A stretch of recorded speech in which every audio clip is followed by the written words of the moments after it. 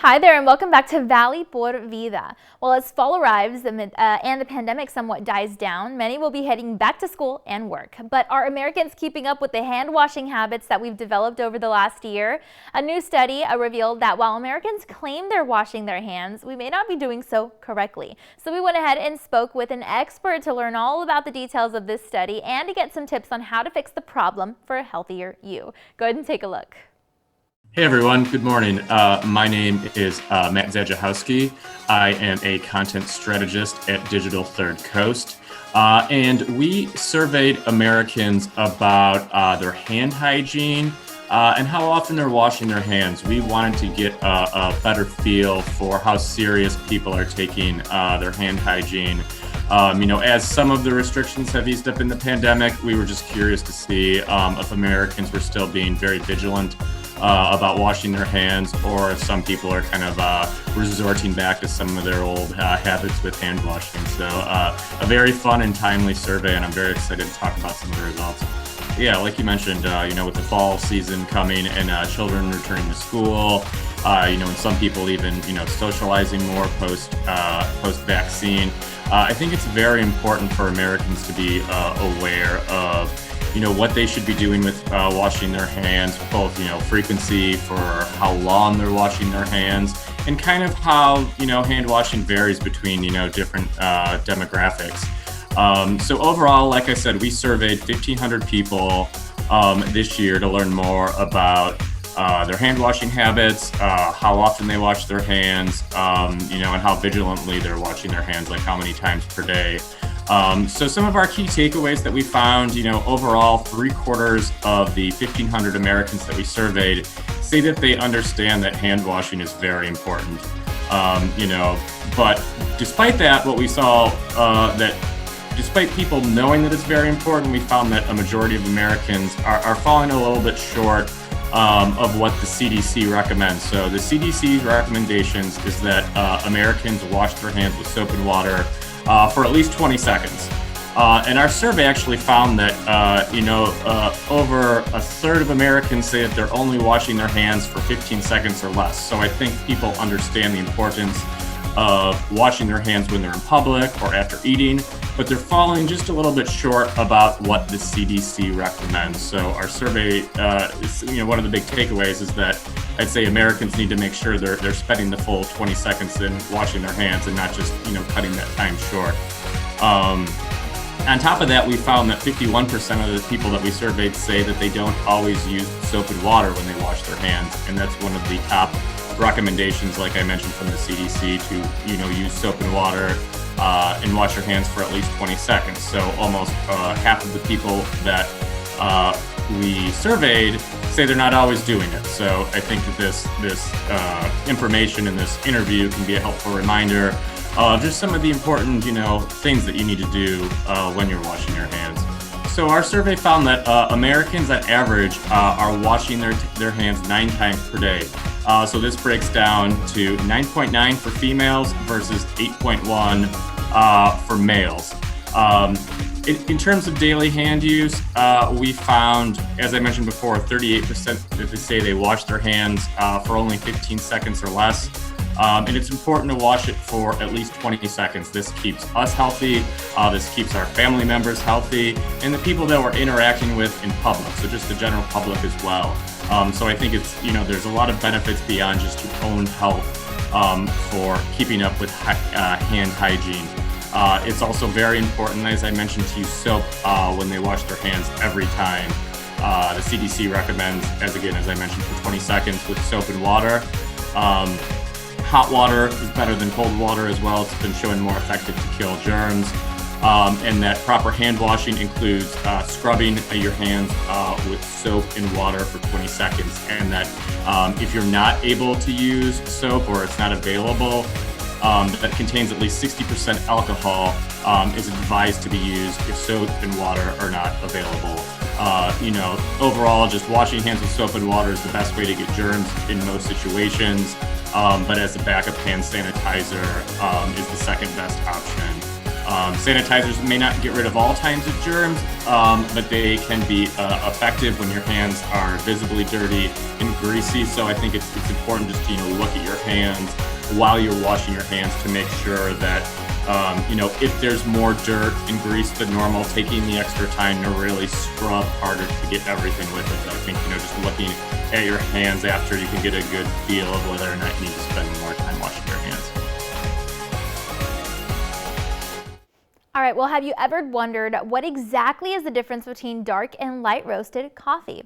Besides having the appearance of the beverage itself, it actually has a lot more to do with health benefits and flavor than you might think. You see, light roast coffee is made with just enough time for the beans to cook, but not enough to be completely depleted of moisture. And dark roast offers the more traditional coffee taste and experience. But there's a lot more to dive into when it comes to your light versus dark roast cup of joe, so we went ahead and spoke with an expert to learn more. Hi everyone, I'm Nora Tobin, Health and Wellness Partner in Marriott International and global corporations, delivering strategies for stress, sleep, energy, and immunity. I'm so excited to be here this morning talking coffee. I've just launched my Nora's Naturals coffee, grown in the Finca Isabel mountain range in Nicaragua and roasted here in Santa Barbara. And today we're going to be talking about the differences between light and dark roast coffee and a couple of the well-being benefits to our morning cup.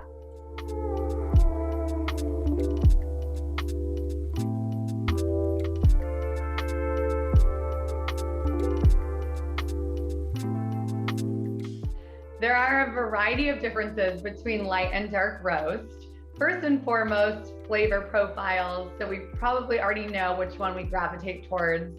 And there's a reason behind that, because the flavor notes are quite different when it comes to light and dark. Light is more what they call bright, that coffee experts in the world call bright, which means that it's going to be more fruit forward, have more notes of citrus and different complexities of the taste. It's not going to be such a straightforward taste. It's almost like wine, where you can taste a variety of types of fruit and types of minerality from the earth. So the light roast is definitely more of a exploration in taste. If you wanted to just try your palate out on different light roasts, there's a lot there, and they are pretty in depth, and it's very fun. It is very similar to wine in that way. The dark roast is much more of what we think of as traditional coffee taste. So it's going to be more rich. It's going to have those almost the roasted nut taste, that very warm, almost like we're in a mountain town drinking coffee. That's kind of what you can think of when you think of the flavor profile of dark roast. The differences in health benefits are wide-ranging as well. So when it comes to light roast, of course, it's roasted for a shorter period of time. It's a lighter roast, which means it's going to preserve the antioxidant properties within the bean a little bit better than the dark roast. The dark roast still has antioxidant profiles, but the light roast is going to have more so, just because it's not being roasted for too long, and it's going to maintain that quality of the antioxidants.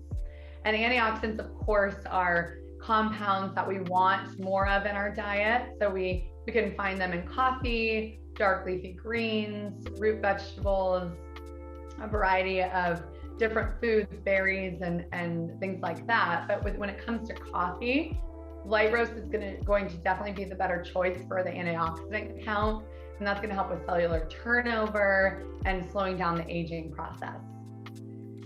The dark roast is going to be roasted for, of course, a longer period of time, and it brings out the ability to process B5 in our system. So B5 is a vitamin that is quite supportive of our metabolism.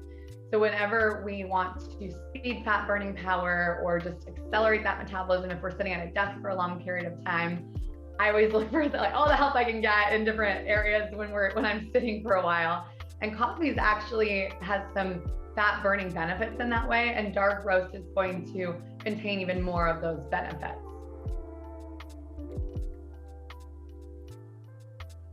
All right, well, it's time now to look at workout tips that you can do from home with the help of our friend Laura, a professional fitness trainer at Fit 540 in Raymondville. Go ahead and check it out. Good morning, everyone. This is Laura here. Welcome to Fit 540.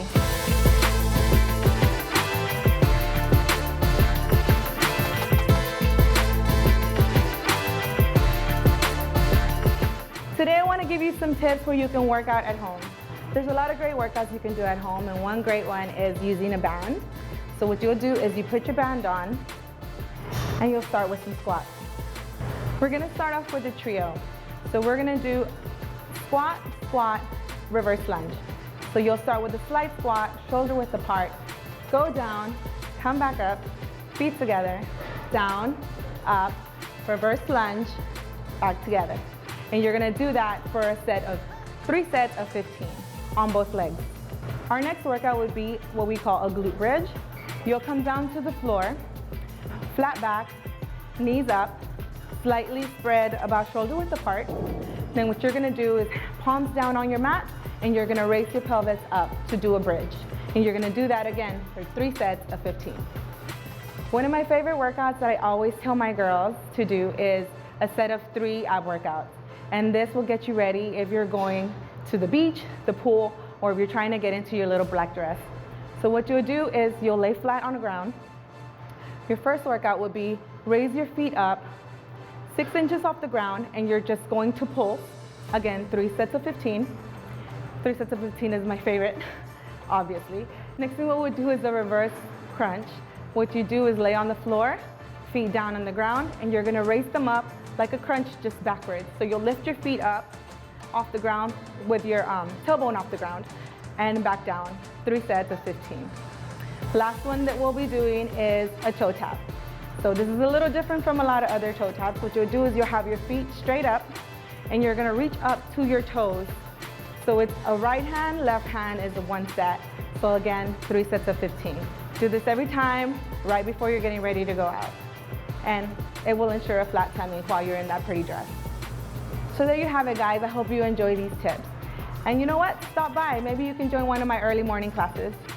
For more information or any questions, please follow us on Facebook or give us a phone call to Fit 540. All right, well, that's all of our time for now. We want to thank you again so much for joining us this morning. And be sure to tune in again next time because we'll have so much more in store for you. We'll see you then.